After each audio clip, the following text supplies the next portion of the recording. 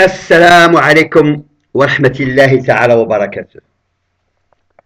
D'accord, on a dit que le cerveau, le voleur, celui qui pille les richesses dans nos pays d'origine, est en France, à Paris. Donc, à partir des années 70, pour contrôler cette main-d'œuvre et la jeunesse des banlieues, il a mis des réseaux en place. Et voilà, les premiers réseaux, c'est les amicales des Marocains, des Algériens, des Tunisiens, qui sont payés par le Fonds d'action sociale. Après, on a fait venir des imams, instruits dans les pays d'origine, qui travaillent avec les services des ambassades et qui travaillent avec la police française.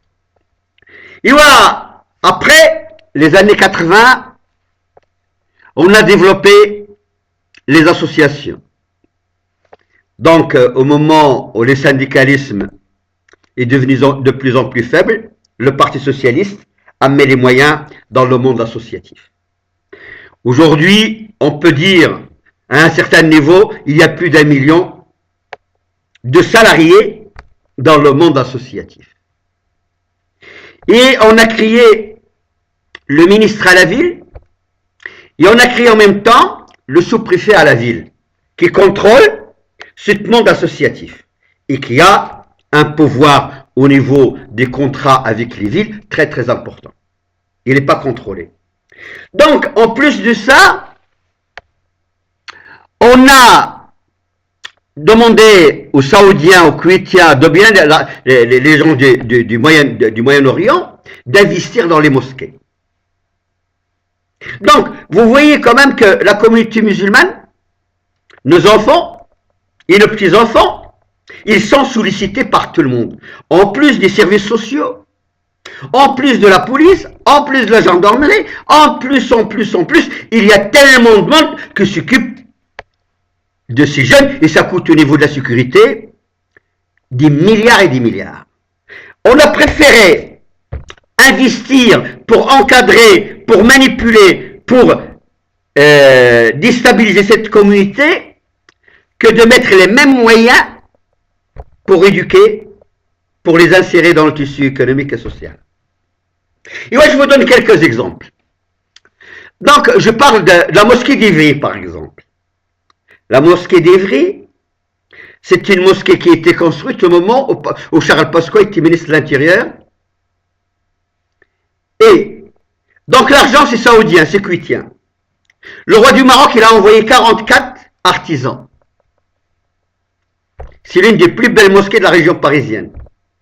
Et Pasqua, moi j'avais l'occasion en tant que syndicaliste à l'époque d'être invité par mon frère de rendre visite à cette mosquée. Et la majeure partie des gens qui travaillent, des artisans marocains, ils étaient de ma région. Donc j'ai essayé de parler avec eux, mais en réalité on a fait venir 44 personnes légalement. Et pendant 4 ans et demi, ils ont travaillé à la mosquée illégalement, pas sur la production de M. Charles Pasqua. Je suis intervenu au niveau de la direction du département de travail. On n'a pas le droit de rentrer dans une mosquée. Je suis intervenu au niveau de direction du cabinet du préfet de la région. Il peut rien faire parce que les ordres sont d'en haut. Il y a 4 morts. Les gens, on les a payés à 3000 dirhams au Maroc. On ne les paye pas en France. Et les gens, à la fin de leur séjour de 4 ans en France, il y a quelques-uns qui sont restés ici et d'autres qui sont partis et il y avait des morts. Vive M. Pasqua, c'est un grand fasciste cet homme-là. Donc, si vous voulez, lorsqu'on voit qu'au niveau des mosquées, il y a infiltration des services marocains, des services algériens, des services français, des services saoudiens, des services de Tobar, lorsqu'on voit que si tu veux au niveau associatif, il y a le Mossad, c'est-à-dire la communauté sioniste qui est en France, qui est très intéressée pour ce qui se passe dans les banlieues et qui veut mettre la main sur les banlieues. on arrive à un système qui est explosif. Et moi, je ne dis pas qu'il est explosif.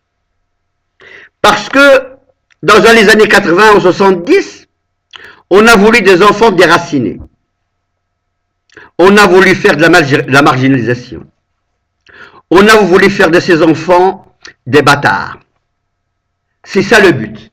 Et après, quelques années plus tard, on va éduquer cette communauté à la française. La seule chose qu'ils ne sont pas prévues, c'est que cette communauté se replie sur elle-même et choisisse l'islam comme un moyen communautaire. C'est la seule chose qu'ils n'ont pas. Aujourd'hui, cette communauté représente, si vous voulez, un poids très important. Très important. Il est dans des zones stratégiques, on voit simplement dans la région parisienne. Lorsqu'on prend les Hauts-de-Seine, on commence par Asnières, Gennevilliers, Clichy, si vous voulez, Argenteuil, Nanterre, Courbevoie, mais on est majoritaire. Lorsqu'on prend 93, on est majoritaire. Lorsqu'on prend les Yvelines, on commence à partir de Sartrouville, Poissy, Conflans-Sainte-Honorine, et tu vas jusqu'en Normandie, on est majoritaire. Donc, le problème, et dans les autres départements, c'est la même chose. Donc, le problème pour nous, c'est un problème, est-ce qu'ils vont nous laisser s'organiser, ou ils vont nous empêcher de s'organiser? Leur problème, elle est là. Dès qu'on s'organise, on est une des forces les plus importantes en France. Par contre, maintenant, j'ai dit que tous les services du monde entier, surtout des pays qui sont concernés, les pétrolières, la France, le Maroc, l'Algérie et Israël. Parce que il faut savoir que les services israéliens sont présents partout en France et dans les banlieues. Et je pense à ce jeune qui est mort à Toulouse, qui a visité Israël, mais on essaie de le gommer. Mais je me demande, quelqu'un qui est anti-juif, quelqu'un qui est contre Israël, tu peux pas y aller en Israël. Or, moi je pense que cet enfant était manipulé. Il était manipulé et ils l'ont tué pour, si vous voulez, fermer le dossier, mais les hommes qui sont au pouvoir savent la vérité, mais comme d'habitude, personne ne peut dénoncer son copain, parce qu'ils sont tous copains, copines, ils sont tous liés les uns aux autres par leur adhésion au sionisme international. Et maintenant, tout le monde, après ces événements de Toulouse, ces événements qui ont changé l'orientation des élections, qui vont changer l'orientation des élections, la question qu'on posait, quel sera le poids de l'immigration de nos enfants pour châtier Sarkozy. Nous ne sommes pas des Américains. Nous ne sommes pas aux États-Unis. Le 11 novembre, aux États-Unis, a profité à Bush. Mais ce qui s'est passé à Toulouse va profiter à Sarkozy. Mais la culture française et la culture américaine, ce n'est pas la même chose. Il est vrai qu'au niveau de nos compatriotes retraités, isolés, dans les maisons de retraite, vont voter massivement Sarkozy. Et encore. Par contre, nos enfants, qui ont aussi leur carte pour sanctionner, ils vont voter contre Sarkozy. Parce qu'en France, depuis Giscard d'Estaing, on ne vote pas pour un président de la République, mais on vote contre un président de la République. Donc, maintenant, supposons que Hollande soit au deuxième tour, Est-ce que Hollande va faire mieux que Sarkozy?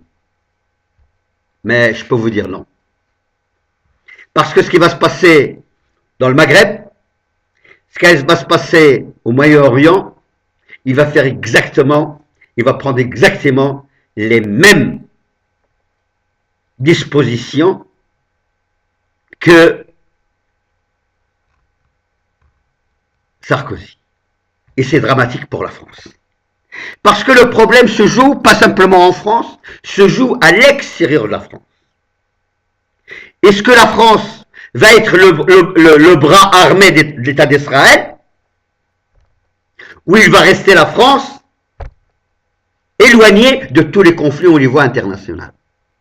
Et voilà, la France, qu'il que soit Sarkozy, de l'extrême droite à l'extrême gauche, va intervenir pour sauver l'État d'Israël.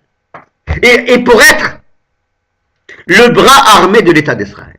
Et c'est ça que le peuple français ne sait pas. On ne dit pas au peuple français, aujourd'hui, qu'en cas d'attaque, en cas d'une guerre, on va rentrer dans une guerre qui n'est pas la nôtre, qui est contre les intérêts du peuple français, qui est contre les intérêts de la France, qui est.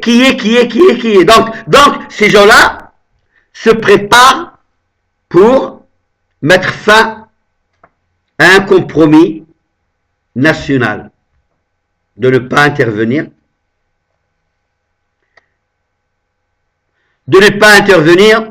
dans les affaires des autres et de ne pas être le bras droit de l'État d'Israël. Et ça va faire coûter à la France